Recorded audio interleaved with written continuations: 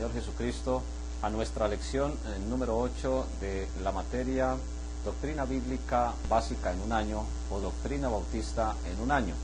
52 lecciones que nos dan a cada uno de nosotros los requisitos mínimos en cuanto al conocimiento básico de la sana doctrina.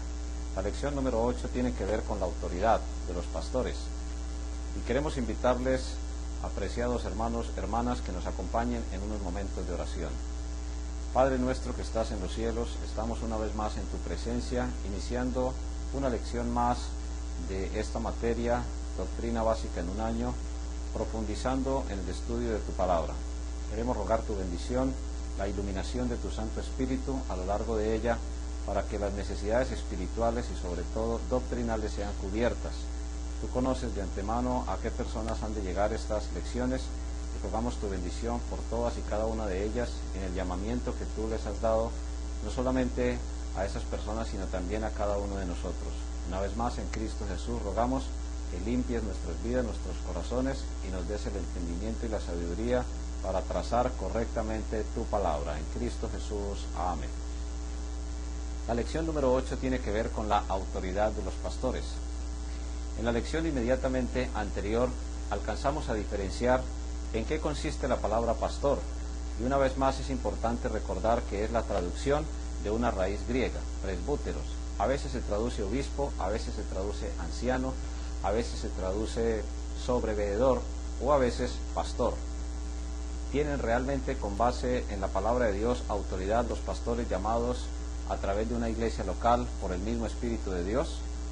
Básicamente la Biblia nos enseña varios textos que nos ayudan a complementar el texto escrito. No sobra recordar que la sección Tareas para los alumnos es una sección, valga la redundancia, que usted debe enviar periódicamente, no solamente a su centro local de estudios, sino también al centro regional, para que de esa manera podamos no solamente evaluar el progreso en el estudio de la palabra de Dios, sino también recibir sus inquietudes, comentarios y sus preguntas. Los textos básicos que vamos a trabajar, vamos a recordarlos aquí, los tenemos escritos en este tablero y entonces inmediatamente nos vamos a referir al primero de ellos. La lección número 8 vamos a hablar sobre la autoridad de los pastores. Y el primer texto que necesitamos analizar está en el libro de Efesios, en el capítulo 5, en el verso número 21. Allí encontramos una palabra supremamente clave, y es la palabra someteos.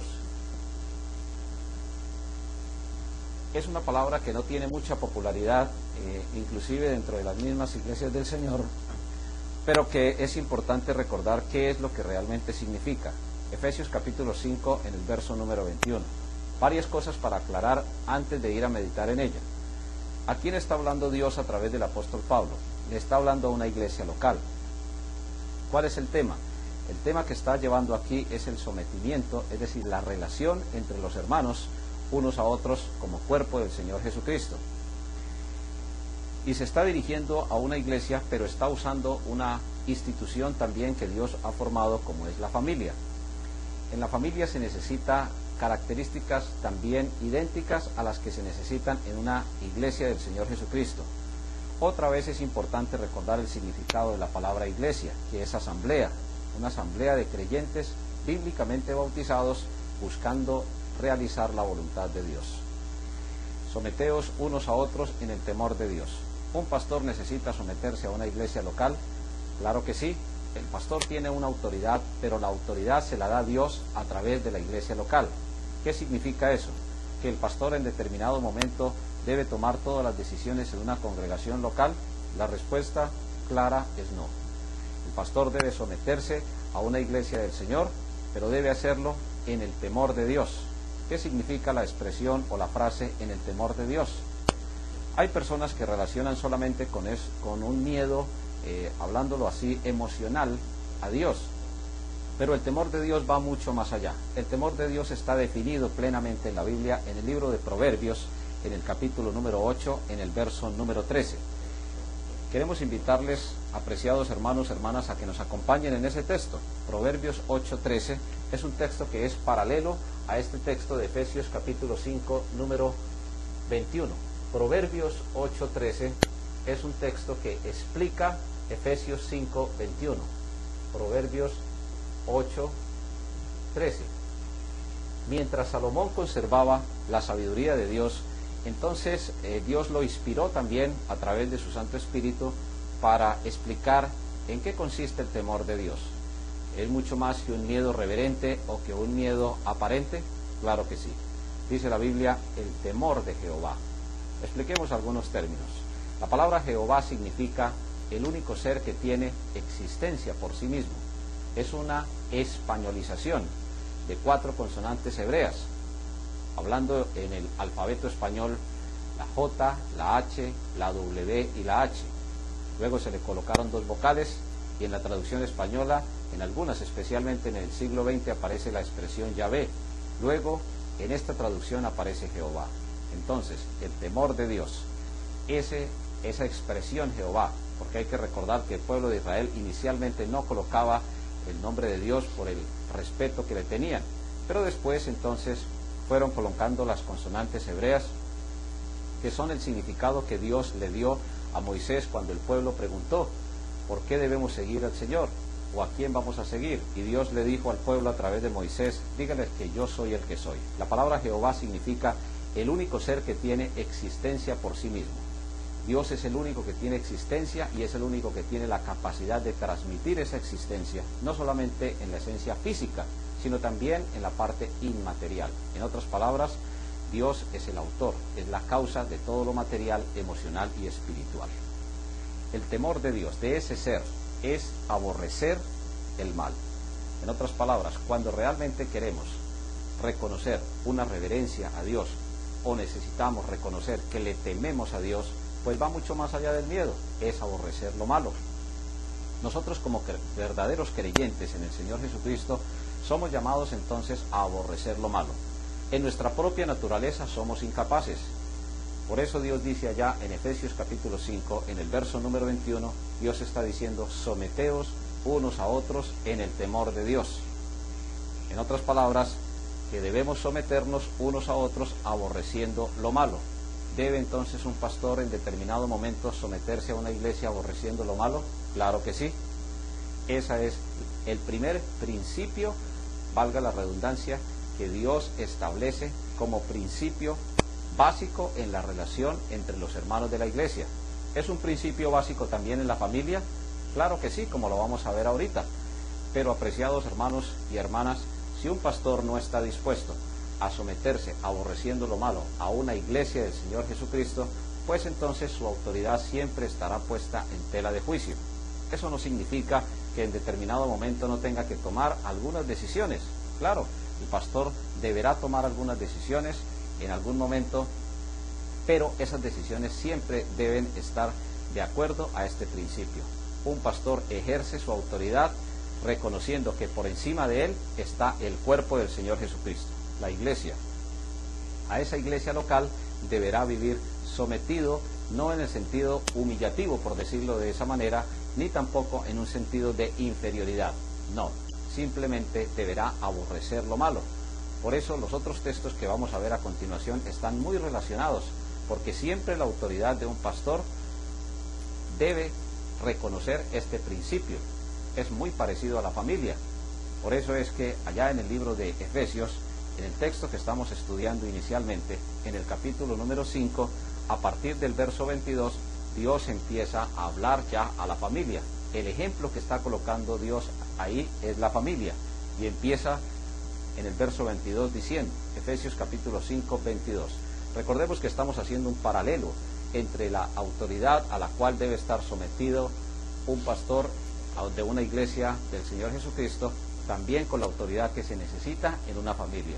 Frecuentemente, lo insistimos hasta la saciedad, la familia es usada como ejemplo en las relaciones entre la iglesia local, entre los miembros e inclusive también entre los líderes muy representativos como es el pastor o el diácono. En el verso 22 empieza a explicar muy rápidamente el ejemplo. Dice, las casadas estén sujetas a sus propios maridos como al Señor.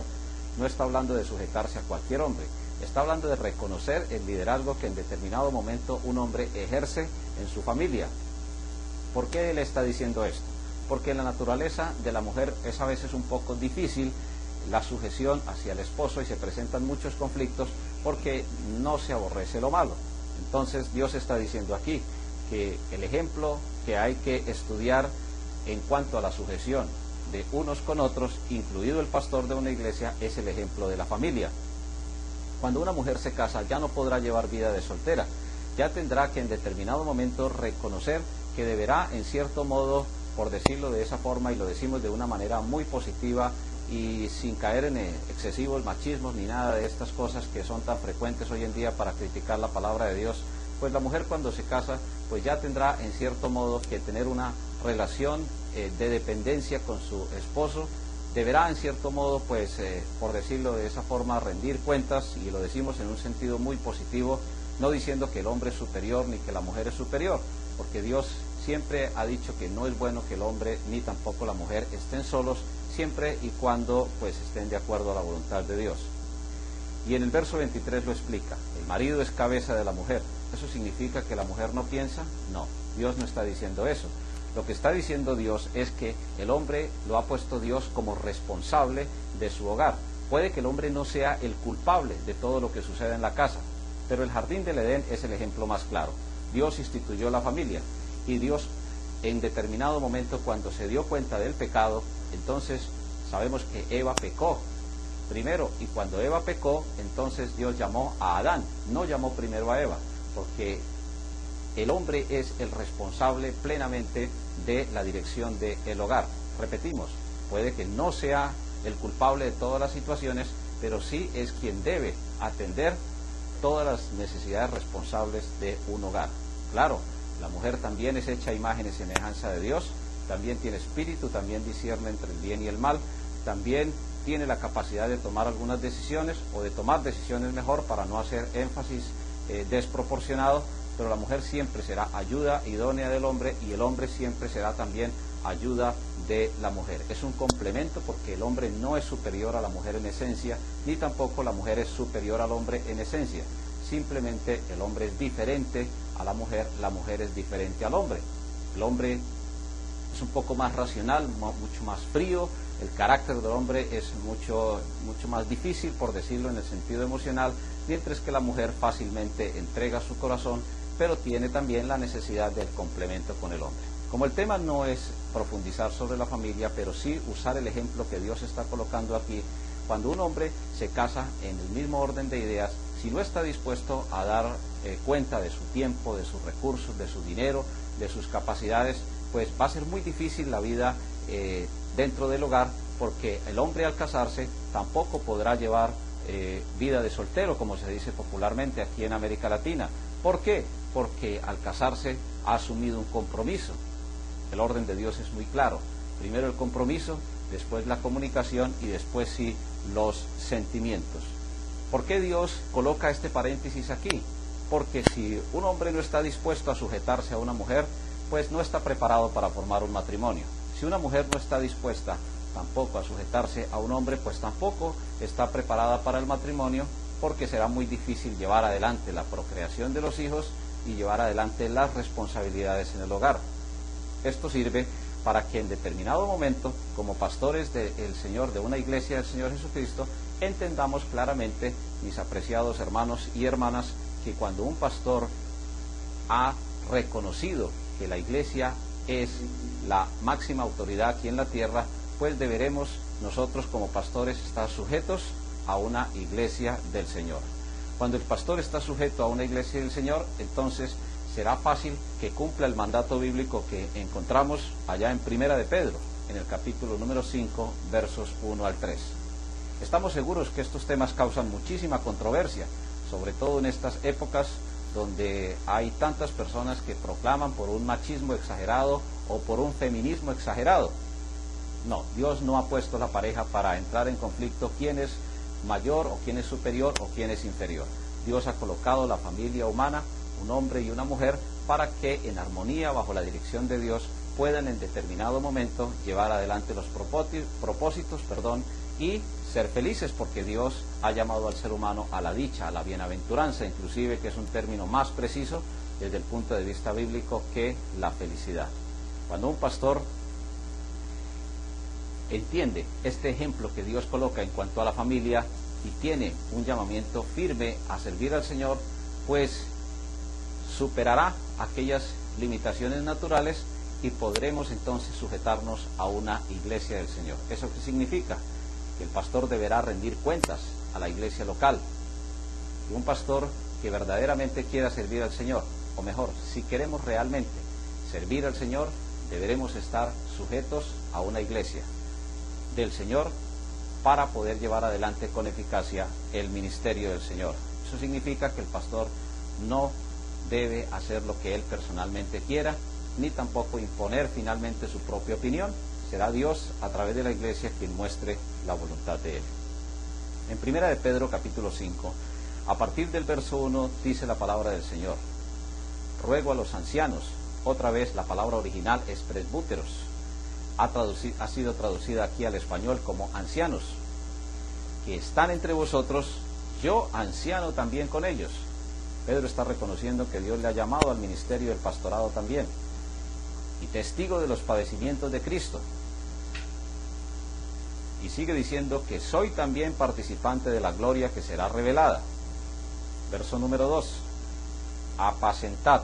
La palabra apacentar significa alimentar la grey de Dios, es decir, el rebaño. ¿Cómo se alimenta una iglesia del Señor Jesús? Con la exposición de la palabra de Dios, con el estudio de la palabra de Dios, con la exposición de la palabra de Dios. Y sigue diciendo, y cuidando de ella, no por fuerza, sino voluntariamente. Es un llamamiento voluntario, no por ganancia deshonesta, sino con ánimo pronto, no teniendo señorío, o no como teniendo señorío, dice el verso 3 mejor, sobre los que están a vuestro cuidado, sino siendo ejemplos de la grey. Cuando estudiamos este texto, entonces podemos comparar aquí claramente que la autoridad de un pastor le ha sido entregada por la iglesia local. ¿Por qué? Porque está diciendo apacentada la grey de Dios, alimentada la grey de Dios. El pastor está sujeto a la iglesia y está sujeto para poderla alimentar. Y sigue diciendo ahí que no es adueñándose de las personas ni de las almas. El pastor no es el dueño de las almas. El dueño de las almas es el Señor Jesucristo.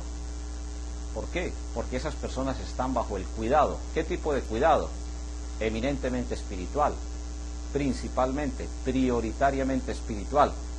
Y sigue diciendo, siendo ejemplos de la grey.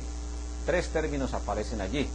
Esos 3 términos de regla, obediencia y sujeción deben desarrollarse con base en que el pastor debe ser ejemplo de la grey. Ahora, dice en el verso 4 que cuando aparezca el príncipe de los pastores, la palabra pastor en singular se refiere a Jesús, pastores en plural se refiere a las personas que Dios nos ha llamado a través de una iglesia para servir en el ministerio del pastorado, de la alimentación espiritual a través de la palabra de Dios. Cuando aparezca el Señor, refiriéndose a Jesús, entonces recibiremos la corona incorruptible de gloria. Comparemos este texto, por favor, con otro que encontramos en el libro de Hebreos, en el capítulo número 13, en el verso 7 hasta el 17. El texto que acabamos de leer lo encontramos en Primera de Pedro, en el capítulo 5, de los versos 1 hasta el verso número 4.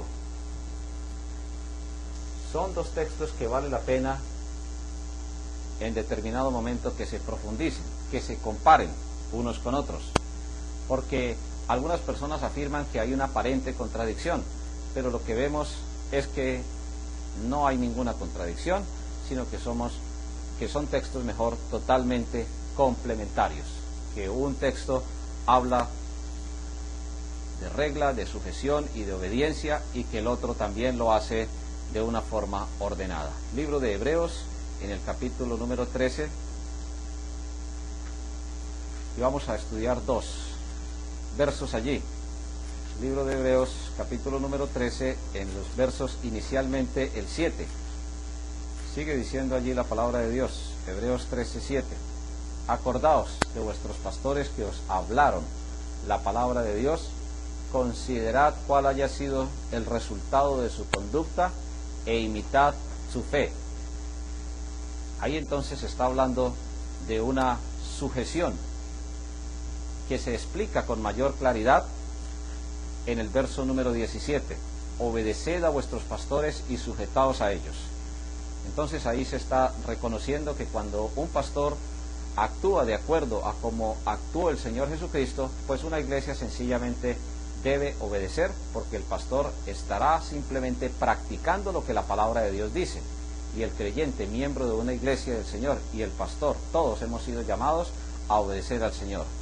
Cuando la iglesia ve que la palabra de Dios ha sido aplicada en la vida del pastor, es mucho más fácil aprender que verdaderamente la palabra de Dios es efectiva y que trae cambios desde dentro hacia afuera, no solo en la vida del pastor, sino de cualquier ser humano. Entonces lo primero que habla allí es de una obediencia a la palabra de Dios, visto que el pastor realmente la ha puesto en práctica. Y luego entonces viene la sujeción, es decir, reconociendo el liderazgo que Dios ha colocado. Y la razón es que dice, ellos velan por vuestras almas, en el sentido espiritual, como quienes han de dar cuenta, para que lo hagan con alegría y no quejándose, porque esto no es provechoso. Entonces, debe haber obediencia a Dios a través de la palabra del Señor cuando un pastor la pone en práctica. Amén. Ese es el principio. Debe haber respeto por el liderazgo. Claro que sí, debe haber respeto por ese liderazgo. El otro término que aparece allí es el término orden o regla. Ese término aparece explicado en el libro de Gálatas, en el capítulo 6, en el verso 2. ¿Cuál es la regla o cuál es la norma por la cual un pastor debe entonces liderar una iglesia o debe ejercer la autoridad? Es la ley de Cristo, que no es otra que la ley del amor. Gálatas capítulo 6, en el verso 2, dice la palabra del Señor. Gálatas 6, 2. Sobrellevad los unos las cargas de los otros y cumplid así la ley de Cristo. En la antigüedad no existían vehículos para cargar mercancías de un lugar a otro. Las personas eran las que colocaban sobre sus espaldas las diferentes mercancías. Cuando un caminante, cuando una persona que cargaba o que llevaba esas mercancías sobre sus espaldas, se encontraba otra persona en el camino en la misma condición, entonces los dos colocaban sus espaldas mutuamente, es decir, colocaba espalda con espalda, y el uno descansaba la carga sobre el otro, y luego cuando lograba descansar un poco, depositaba la carga de su acompañante, de su colega, y así sobrellevaban los unos las cargas de los otros, es decir, se ayudaba el uno al otro. ¿Por qué lo hacían? Por un acto propio de amor. Entonces la ley de Cristo no es otra que la ley del amor. Así, ya teniendo en mente estos textos, podemos, mis apreciados hermanos y hermanas, entender que la ley de Cristo no es otra que la ley del amor. Es una ley que siempre se cumple, no solamente en la autoridad de una iglesia hacia el pastor, sino también en la autoridad del pastor hacia la iglesia. Es una autoridad mutua. Pero eso sí, cuando una persona que quiere rendirse al ministerio no está dispuesta a cumplir estos requisitos que menciona la palabra de Dios, pues hay que enfatizarlo una vez más, todavía no está suficientemente preparada. Hay pastores que abusan de las iglesias, hay también iglesias que abusan de los pastores. No es extraño encontrar a veces quejas de las iglesias por la excesiva autoridad o el excesivo señorío, es decir, por la excesiva autoridad, o mejor, autoritarismo de un pastor al momento de tomar decisiones. Pero también a veces se encuentra que de parte de la iglesia no existe una actitud positiva hacia los líderes y particularmente hacia los pastores. Primera Tesalonicenses capítulo 5, en el verso número, Primera a Tesalonicenses, en el capítulo número 5, usted puede buscar en el verso número 12 y verso número 13. Allí también encontramos, apreciados hermanos y hermanas, una enseñanza que es muy relacionada con Gálatas capítulo 6 y que tiene que ver con la regla. La regla del amor es mutua. El pastor debe estar sujeto a la iglesia por amor a Dios y a la iglesia que el Señor compró con su sangre preciosa. Y de la misma manera una iglesia debe tener el suficiente amor para ejercer la autoridad sobre un pastor. Os rogamos, hermanos, 1 Tesalonicenses 5:12, que reconozcáis a los que trabajan entre vosotros y os presiden. Ahí se está refiriendo muy concretamente entonces a las personas que Dios ha colocado para liderar a la iglesia, no solamente los diáconos, maestros, maestras de escuela dominical, las personas que ofician como tesoreros o administradores, sino también básicamente está hablando allí de los pastores. Un pastor preside, dirige espiritualmente en cierto modo una congregación. Y sigue diciendo, y os presiden en el Señor y os amonestan. ¿Qué significa la palabra amonestar? Traducida desde el griego, esa raíz significa prevenir. Cuando un predicador, cuando un pastor predica un mensaje de salvación, está previniendo a las almas para que no vayan al infierno, para que se arrepientan y reciban al Señor Jesucristo como Salvador personal, y sin hablar de religiones, sin hablar de ser evangélicos, sin hablar de iglesias, sin hablar absolutamente de nada, puedan en determinado momento entender que Jesús murió en la cruz por los pecados de ellos también y que necesitan salvación. ¿Está previniendo un predicador o un pastor con la autoridad de Dios y de la iglesia? Claro que sí, está amonestando, está previniendo. Después de que la persona ha recibido a Cristo, necesita tomar decisiones. Y para tomar decisiones necesita ser amonestado o prevenido. Claro que sí. Por eso es que está diciendo Dios aquí, y que los tengáis en mucha estima y amor. Claramente entonces está hablando de la regla esencial. Si en los dos primeros textos, Hebreos capítulo 13, versos 7 y 17, y 1 de Pedro 5, 1 al 4, y en el tercer texto, Efesios 5, 21, está hablando de sujeción y de obediencia, tanto de unos a otros, como a Dios de la iglesia, al Espíritu Santo. Ahora en estos dos textos está hablando de la regla. ¿Cuál debe ser la regla esencial, fundamental, para manejar las relaciones entre un pastor y una iglesia? El amor. Entre una iglesia y un pastor, el amor. Entre hermanos del Señor Jesucristo, el amor. Y el amor, Dios lo define como sustentar y cuidar. El amor a veces se confunde con romanticismo. El amor a veces se confunde con sentimentalismo. Y ya hablando entre relaciones de pareja, porque la Biblia usa varias raíces. Por ejemplo, la raíz ágape es el amor de Dios que siempre busca el bien del ser amado. También existe el amor filial, que es el amor de familia, entre padres e hijos, tíos, abuelos, parientes, lejanos o cercanos. Y también existe el amor de pareja, que la raíz griega que se usa normalmente es la raíz eros. Pero aquí está hablando del amor más grande, del amor supremo, del amor de Dios, es decir, el de sustentar, el de cuidar.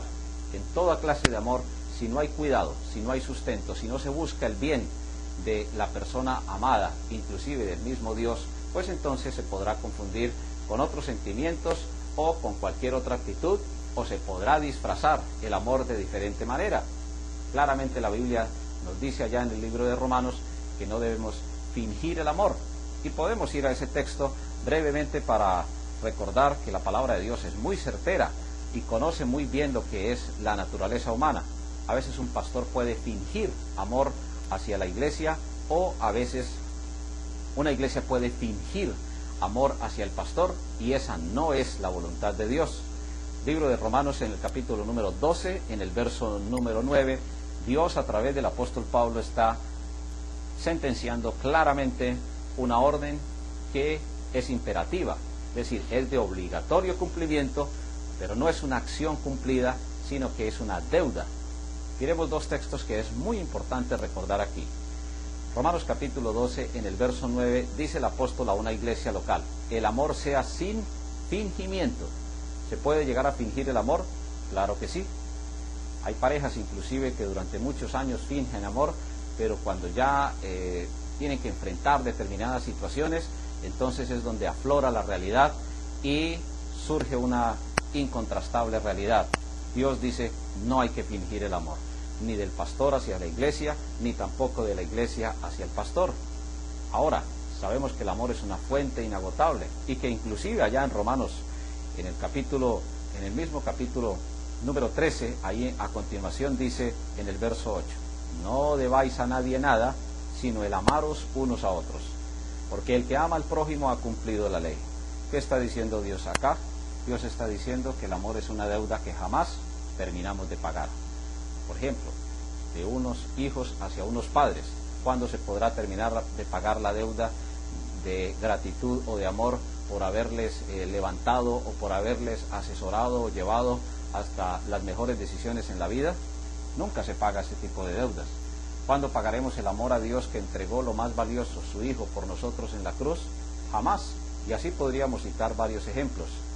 El amor es el que debe regir las relaciones de un pastor con su iglesia, de una iglesia con su pastor, porque de esa manera no quedará difícil en determinado momento rendir cuentas y en determinado momento reconocer nuestros propios errores.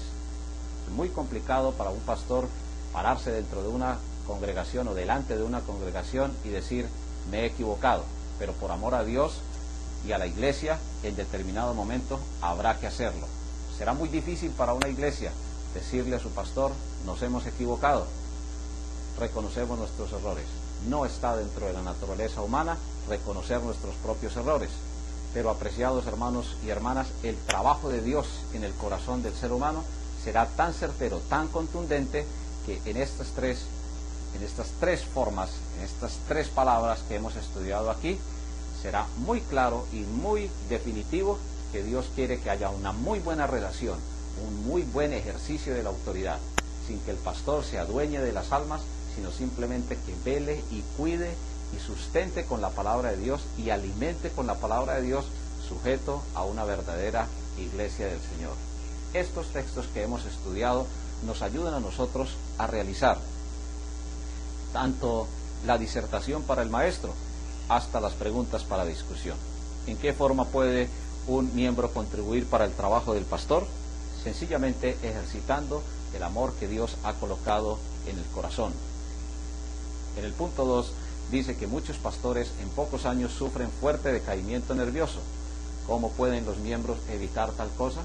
Pues podemos evitarlo en determinado momento cuando la iglesia del Señor, con amor, ayuda al pastor a realizar la tarea para la cual mejor Dios nos ha llamado al ministerio.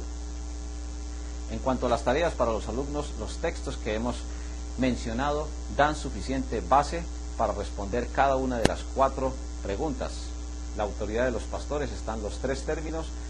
La idea es que usted pueda, apreciada hermana, apreciado hermano, usar estos textos y responder qué significa cada uno de esos textos para ayudar a las iglesias locales a reconocer lo que Dios tiene a través de su palabra. ¿Cómo debe el pastor gobernar una iglesia? Sujeto a la misma iglesia, rindiendo cuentas a la propia iglesia y alimentando la palabra de Dios, o mejor, alimentando a través de la palabra de Dios a la misma iglesia. ¿Y cuál es la forma adecuada para el gobierno del pastor? No ejerciendo un aparente o un gobierno indebido sobre la iglesia del Señor. En otras palabras, no usurpando una autoridad que no le pertenece. La autoridad que le pertenece al pastor es la de alimentar a la iglesia del Señor, la de gobernar de acuerdo a la palabra del Señor, teniendo siempre en cuenta lo que Dios ha dejado allí en su palabra y que ya hemos explicado suficientemente. ¿De dónde proviene la autoridad del pastor? Proviene de Dios. Pero ¿cómo se hace para hacer efectiva, por decirlo así de esa manera, la autoridad? A través de la iglesia. Si una iglesia no le da autoridad a una persona para ejercer el ministerio del pastorado, pues mal hace uno en usurpar una autoridad que Dios ha dejado a la iglesia. Toda potestad, dijo Jesús allá en Mateo capítulo 28, desde los versos 18 hasta el verso 20. Toda potestad, eso significa toda autoridad, me es dada en el cielo y en la tierra. Por tanto, id y haced discípulos a todas las naciones, bautizándolos, enseñándoles, y yo estaré con vosotros, es decir, con la iglesia. Cristo le dejó la autoridad a la iglesia. El vicario de Cristo, el representante de Cristo aquí en la tierra, es el Espíritu Santo que trabaja a través de la iglesia local. Y sigue diciendo entonces la palabra del Señor allí en estos textos que hemos visto en cuanto a las preguntas de discusión. ¿Por qué debe tenerse tanto cuidado en escoger a un pastor?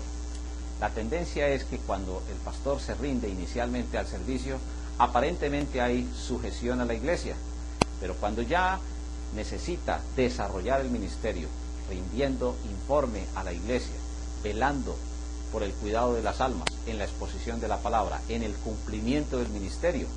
Es muy importante que recordemos aquí que Dios ha llamado a un pastor a alimentarse de la palabra a él para poder ser usado por Dios en el alimento.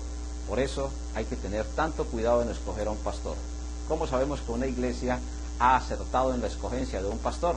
Simplemente cuando el pastor cumple los requisitos que la palabra de Dios menciona allá en 1 Timoteo capítulo 3, desde los versos 1 en adelante, que estudiamos en la lección anterior. Si una iglesia, al momento de escoger un pastor, no tiene en cuenta en oración, en disposición y en cumplimiento cada uno de esos requisitos, pues sencillamente la iglesia se estará equivocando, porque la palabra de Dios es verdad. La palabra es el mismo orden que Dios enseña en el momento de escoger un pastor. Eso nunca va a cambiar, eso no ha cambiado en 20 siglos. Cuando una iglesia quiere equivocarse en la elección de un pastor, pues simplemente se desvía de los requisitos que menciona la palabra del Señor. Y sigue diciendo por qué y cuándo debe la iglesia ayudar mejor a su pastor, con apoyo moral, sostén económico, protección contra críticas injustas.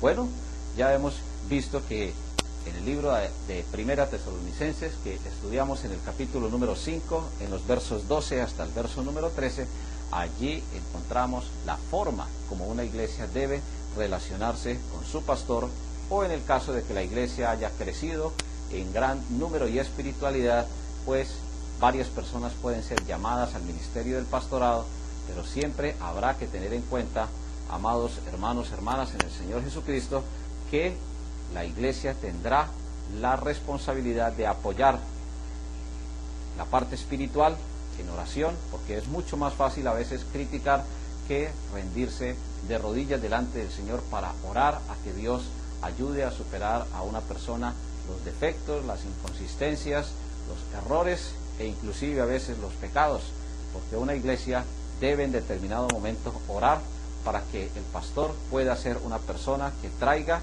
con su ejemplo y con su conducta de la aplicación de la palabra de Dios gran bendición a la iglesia local. ¿Debe ser reconocido el pastor como director de la iglesia? Bueno, el término director, aunque no aparece en la Biblia de una manera específica, en el texto que leímos allá en 1 Tesalonicenses sí está implícito, ahí está reconocido que el pastor es quien debe, o los pastores en el caso de una iglesia local, es quien debe asumir esa responsabilidad de llevar adelante el cuidado espiritual de una iglesia del Señor. No es fácil entonces el reconocimiento de la autoridad de los pastores. Hay muchos pastores que se enseñorean de las supuestas iglesias del Señor, pero siempre hay que recordar que la máxima autoridad terrenal sobre un pastor, sobre la misma iglesia, la tiene la misma asamblea del Señor, la misma iglesia del Señor. Insistimos hasta la saciedad en que eso no ha cambiado y en que eso definitivamente no va a cambiar hasta que el Señor regrese. La máxima autoridad será una iglesia. Alguien preguntará, entonces, ¿cómo se hace en una iglesia que está empezando? En una iglesia que apenas ha enviado un misionero. Bueno, la iglesia ejercerá la autoridad. Y otra vez recordamos, por ejemplo, el caso de Hechos capítulo 13, donde la iglesia envía a los misioneros, a Pablo, a Bernabé, y los envía a la obra misionera. Esos misioneros estarán siempre sujetos a una iglesia del Señor. Pablo, cuando terminaba sus viajes, regresaba a Antioquía, y cuando regresaba a Antioquía, regresaba a rendir informe a la iglesia del Señor. Podemos ir, por ejemplo, para concluir esta parte, al libro de Hechos de los Apóstoles, y podemos ir al capítulo número 14. Otra vez ese texto, pero esta vez referido a la autoridad de los pastores o misioneros. Hechos capítulo 14, en el verso número 26. De allí navegaron a Antioquía, dice la palabra del Señor, desde donde habían sido encomendados a la gracia de Dios. ¿Cuál iglesia envió al apóstol Pablo y a Bernabé a la obra misionera? La iglesia local de Antioquía, toda la asamblea. Dice que habían sido encomendados a la gracia de Dios para la obra que habían cumplido. Es decir, está hablando del ministerio de empezar nuevas iglesias. Y habiendo llegado, verso 27, y reunido a la iglesia, otra vez está hablando ahí de la autoridad de una iglesia. Con toda la importancia que tuvo Pablo en la obra misionera, él regresó a su iglesia y rindió informe. Estaba sujeto a una iglesia del Señor. Y dice ahí al terminar, refirieron cuán grandes cosas había hecho Dios. La expresión, la frase, refirieron cuán grandes cosas había hecho Dios, implica que ellos estaban rindiendo un informe de lo que Dios había hecho y cómo había abierto la puerta de la fe a los gentiles, y se quedaron allí mucho tiempo con los discípulos. Amados hermanos, hermanas en el Señor Jesucristo, es muy claro lo que la palabra de Dios nos dice aquí. Siempre un pastor necesita reconocer la autoridad de Dios a través de la iglesia local.